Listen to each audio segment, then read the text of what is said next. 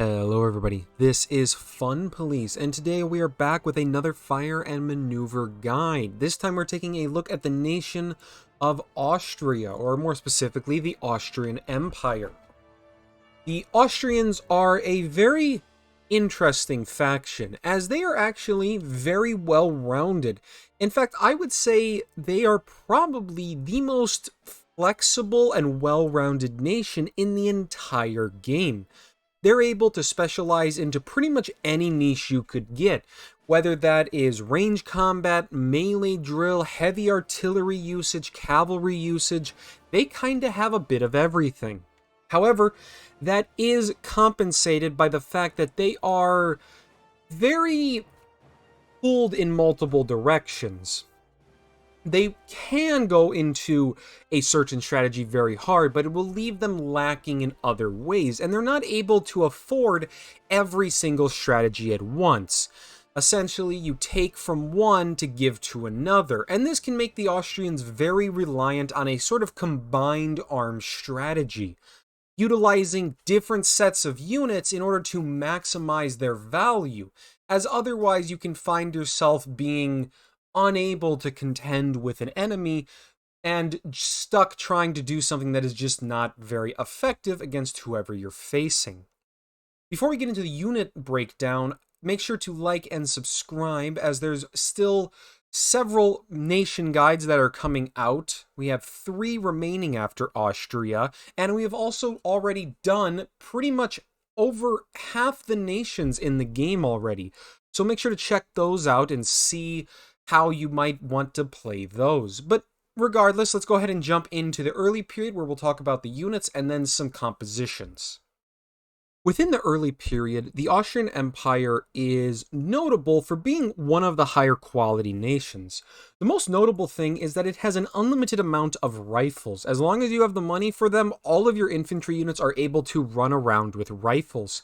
And this makes them very, very interesting, because it means that they in general will have an advantage in the early period when coming to ranged combat. Only a nation like France or Britain match them in the number of rifles they have.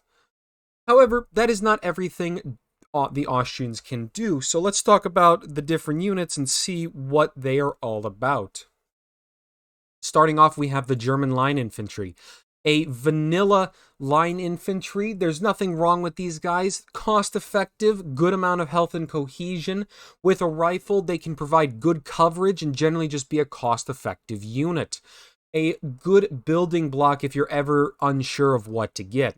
You also have the Hungarian line infantry. The Hungarians are similar to their German counterparts, but they have the shock trait and disorganized. This means that the Hungarians are overall much more inclined for melee. Disorganized makes them worse at range, and they have to be up close and personal to be more effective. Shock encourages them to even get directly into melee, and this is the main purpose of the Hungarians, being a cheap option, being one of the cheaper options to get a shock unit on the field.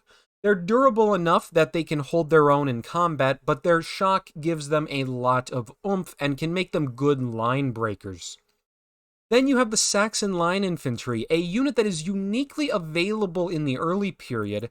This is a standard infantry unit with efficiency.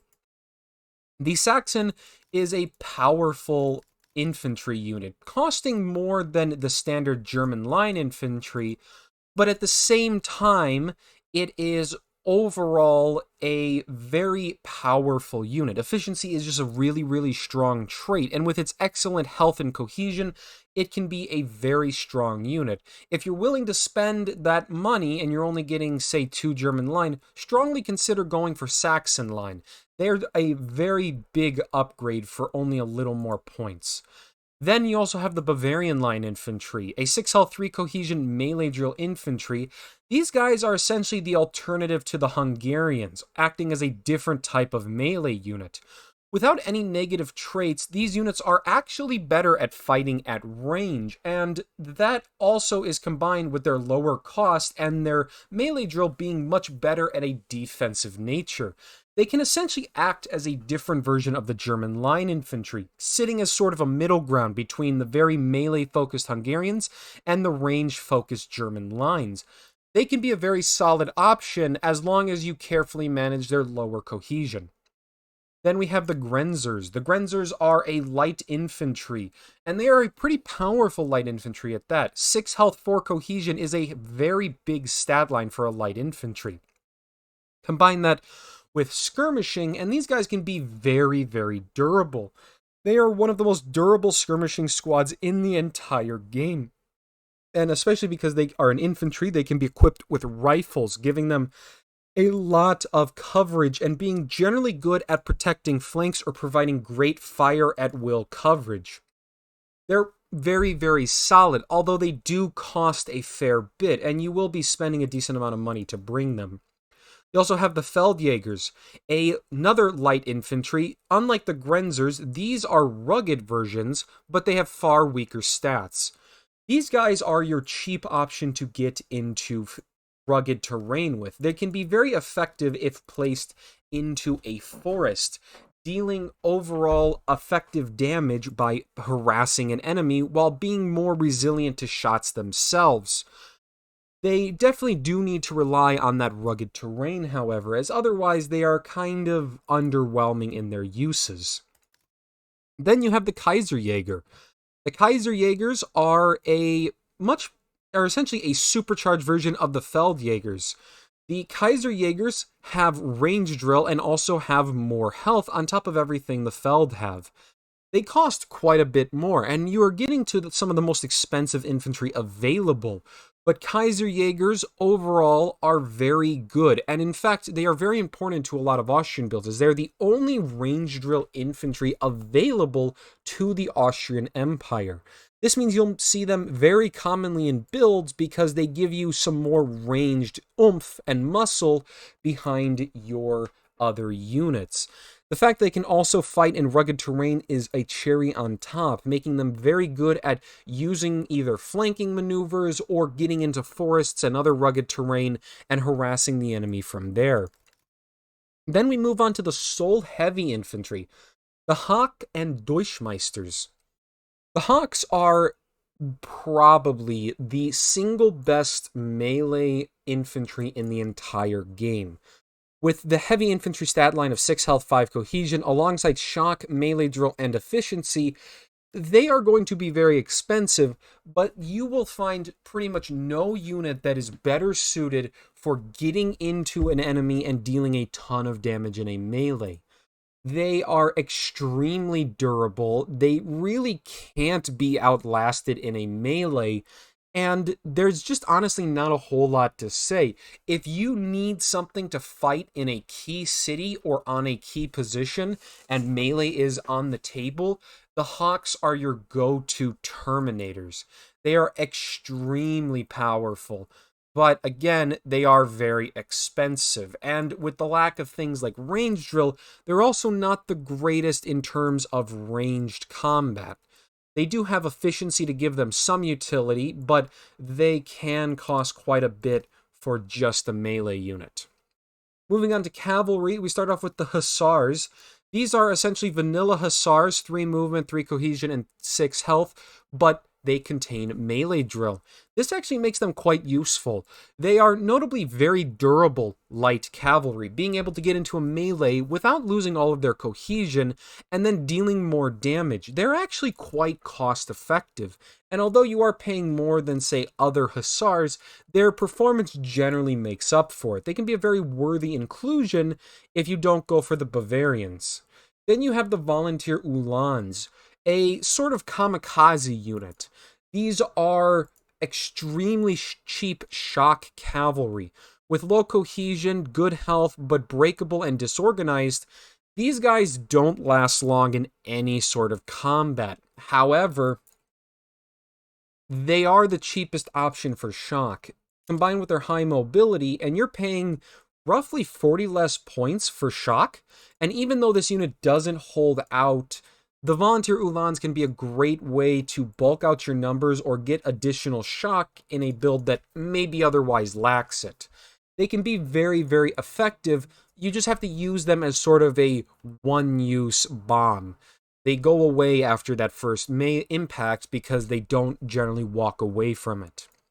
If we're looking for a more durable unit, the Ulans are the units you want to go for. 6 health, 4 cohesion, which just shock. These guys are essentially are far more durable versions of the volunteers, having way more durability and more cohesion. The only downside is they do cost quite a bit. They're not cheap, and that can make them a bit harder to work into compositions, but they are still very powerful, acting as another shock alternative alongside the Hungarians. Then you have your first heavy cavalry, the Dragoons. With 6 health, 4 cohesion, efficiency, and skirmishing, Dragoons are actually quite good in terms of being similar to the Grenzers.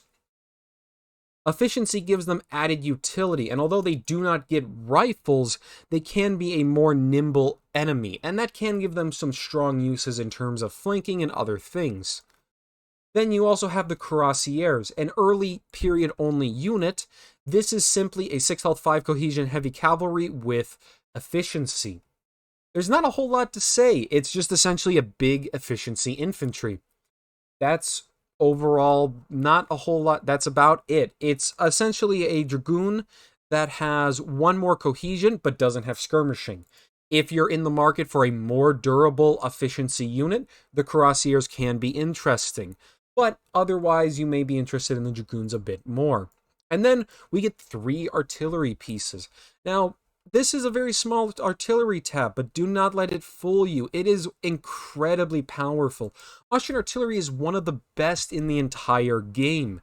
With 3 cohesion and 6 health, they are not only quite durable, but they do not have cumbersome. They all contain the indirect fire trait, meaning every Austrian artillery piece has the ability to shoot over units, and this light field artillery has efficiency. This means this unit is able to move, set up, and shoot over enemy-friendly units in order to land a shot. It is extremely flexible, and it is very expensive because of all of this positives. But if you're looking for a unit to help suppress, there is a lot of power in this tab. You also have the much slower 8-pound field artillery. Gaining +1 range, it loses the efficiency and trades it for cumbersome, making it far slower. However, it is the only option for 4 range in the Austrian armory, and as such, this is one of the more important pieces if range really matters to you. And then you also have the horse version of the 4-pound field artillery. Having +1 movement, this artillery is best suited for very aggressive strategies. Its high cost means that if lost, it can cost quite a bit, but it has that high mobility and efficiency allows it to pull up next to enemies, dismount into a formation, and then blast at them with anti-personnel, dealing a ton of damage. It can be a very fun strat to essentially do a drive-by with your horse-drawn artillery. When it comes to compositions, the Austrians are one that there is honestly just so much you can do with them that you can pretty much kind of do whatever you want and it'll generally work out. But some ideas for compositions could be something similar to this, where you make use of a variety of different units and generally just have a balanced force. You have a Hawk and 2 Hungarians for melee, a Saxon double Kaiserjäger, a German line infantry for ranged combat, and then you have a 4-pound field artillery backing it all up. It's a well-balanced force that balances a decent amount of melee with good ranged capabilities.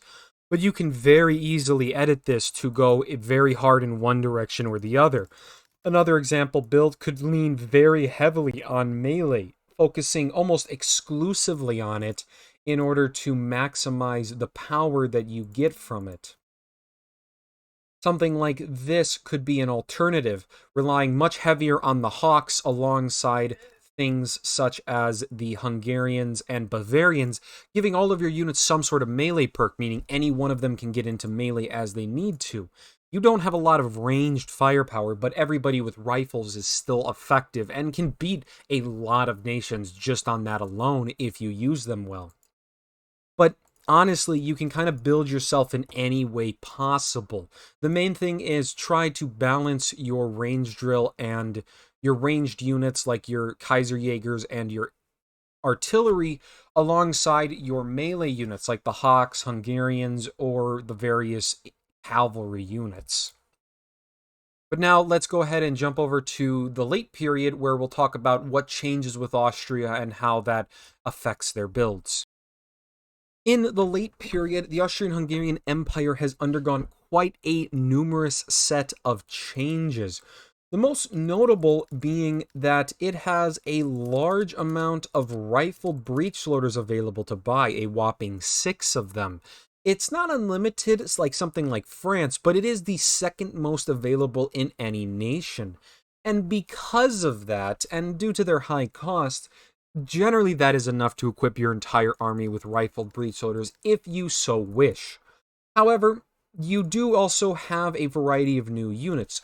In fact, only 3 units are added to the Austrian roster. And if you notice, 3 have actually been removed, so the Austrian roster has not changed in size. Starting off, we have the German Landwehr, a basic militia unit with 6 health and 3 cohesion. They are overall pretty basic in their role. Without disorganized, they are a bit better because they are not going to die as quickly as long as they don't get their cohesion blocked, but they're still very likely to start losing health and taking a lot of damage. They're ill-suited for melee, but they can help fill the role of bolstering your numbers or guarding flanks due to the fact that they have rifles on them. You also have the Hungarian Honved, a different militia unit, pretty much the same thing as the basic Hungarian line, but breakable and less cohesion. Their price drops very low, and they do have the rifles to kind of act as a double duty. They absolutely suck in ranged combat, but they are very cheap to throw into melee and can be very closely compared to the volunteer Uhlans. The Uhlans had that extra mobility, while the Honved have the ability to use rifles. It's a bit of a preference, but they can be very effective as cheap melee units. And then the final unit is the rapid fire gun, the Mitra. I'm not going to pronounce that as I don't know how to, but this is a very powerful artillery piece. Free range with anti-personnel and range drill, it can deal pretty solid damage and be generally very good at suppressing and keeping the enemy down. The biggest thing with it is that it can deal monstrous damage up close, but it also is just generally good at covering an area and providing support to your various units. So, the same way you can do the early period, the late period for the Austrians is generally quite flexible. You have, honestly, a lot of options to fill out your rosters as you wish. However, I'm going to just present you some options and ideas to maybe give you an idea of where to start. A build like this focuses on ranged combat. Double Kaiserjäger and 2 Grenzers, all with rifled breechloaders, is a ton of ranged firepower. They're nimble, they're hard to catch, they're relatively durable. It's a very flexible set of damage dealers. You then have some German line infantry and some cheap Honved in order to retain some minor amount of melee capacity. Backed up by the new Mitra, a long-range range drill unit, and you have a lot of ranged firepower. Another option leans a bit more into the combined arms strategy, making use of a variety of different tools. Its overall purpose is largely to just pretty much give you a well-rounded roster. It does lean a bit more heavily into melee, unlike the previous build, but you have generally a decent amount. You have a Kaiserjäger with rifled breechloaders, a 4-pound horse artillery for that efficiency, quick-moving artillery. A Dragoon offers some extra efficiency. You also have a Hawk in order to have excellent melee, backed up by a horde of Hungarians and Honved, alongside 2 German line infantry to bulk out your numbers. But as I've said in pretty much every regard, you're pretty much able to build it any way you want. You can go heavy on the Landwehr alongside Honveds and, say, artillery pieces and call it a day. It's possible. I would not say a build like that is more effective, but you can just experiment around. Austria is very flexible, and you can kind of do as you wish. As with the early period, the main thing I recommend is trying to have some amount of range and melee capacity in any build. You never want to fully commit to one or the other, because then you're probably ignoring a large part of Austria's strengths. And with that, we are at the end of the guide for the Austrian Empire. A very interesting faction. It is, as said several times, a very interesting combined arms faction. It's an easy one to approach and play, and is generally quite effective at what it does. If you're just starting out and watching these guides for any tips or tricks, I can highly recommend the Austrians, as they are a very flexible and capable faction. If you enjoyed today's content, make sure to, again, like and subscribe. We have nation guides coming out for the remaining nations. 3 remain.